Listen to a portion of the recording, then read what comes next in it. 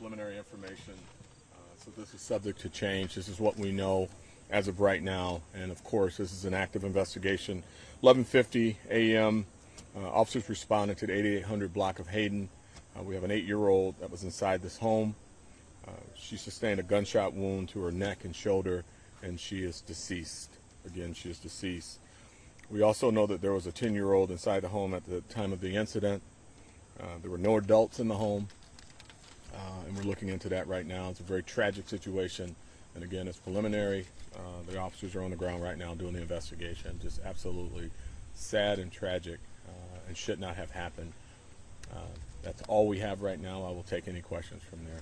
The 10-year-old, have you been able to speak with this child? They are. They're going to do something called Kids Talk with the child. We've got some concerns with some other things that we're working on with the child now. So he's going to get medical attention as well as investigative. And can you expound on that at all with the medical attention for this child? We just want to make sure the child is okay. We found some conditions inside the home that are quite concerning.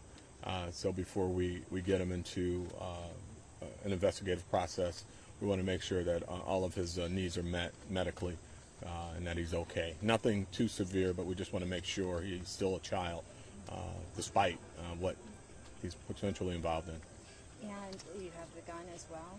We are getting a search warrant on the home, and we're going to let that process play out. We're confident that we're going to recover a weapon. Can you talk about the actions of neighbors in all of this? Did they actually try to transport her over to the firehouse here? Yeah, so we're looking into all of that. Apparently, the mother arrived at the home shortly after the incident. What we're looking into right now is how the child got to the firehouse and then subsequently taken to the hospital. We believe that the mother or a neighbor may have transported the child to the firehouse, which is just less than a quarter mile away from this location. And then were they able to take the child to the hospital from there? I think what may have happened, and again, preliminary, subject to change, but the information I have is that the EMS responded to the firehouse. The firehouse was able to stabilize or attempt to stabilize the child to no avail, and the child was ultimately transported to the hospital. I don't know if the child expired at the firehouse or at the hospital. So it's just to say, how many of these have we had, Chief? Too many. I mean, we've got to get tired of this.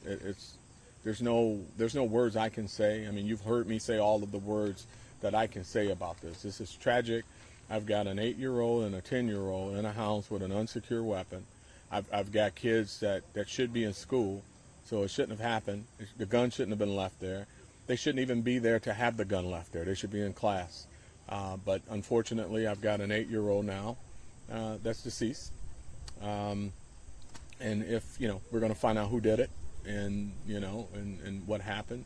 I don't want to speak to that right now, but, some really tragic factors that we're looking at that suggests, what happened. Right, it appears her own brother, and like you said, neither one of them should have been there. They should have been in school. It could have been that, or it could have been that the child got a hold of the gun herself. But we'll know in the next few hours. We've got awesome investigators on the ground. But, yes, we're going to do an investigation, and yes, we'll be able to likely close the case. But in reality, we're talking about an 8-year-old child. An 8-year-old child that won't get a chance to be a news reporter, police chief, or anyone else because of a tragic circumstance involving adults who didn't think enough to secure a weapon and leave 2 kids at home with it. Just awful, absolutely awful. And we got to quit dancing around it. It's responsibility. That's what you have to have. If you're going to have a gun in your home, you need to have responsibility with the gun, period. And do we know anything about the weapon yet? Because obviously you don't have it in your hands yet. Yeah, after we get our search warrant, we'll recover it, and we'll run it, and we'll find out if it's stolen and all that. That really, adds to charges, but means zero because you've got an 8-year-old that won't bring back. But we'll get to the bottom of that. We got child abuse on the scene.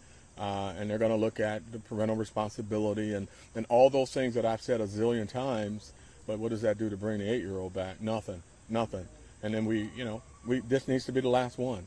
We need to be serious enough to anyone who's listening to say this will be the last one. We're done with it. But how many have we had this summer? How many have we had? Thank you. The mom you're talking to her right now, or? Investigation is ongoing. We're going to talk to everybody, neighbors, mom, anyone who's in the area. We're going to pull our camera assets from any video cameras that we have, and we're going to talk to anybody who was driving by, walking by, everybody. Mom will certainly be someone who's interviewed. Thank you very much. Thank you so much.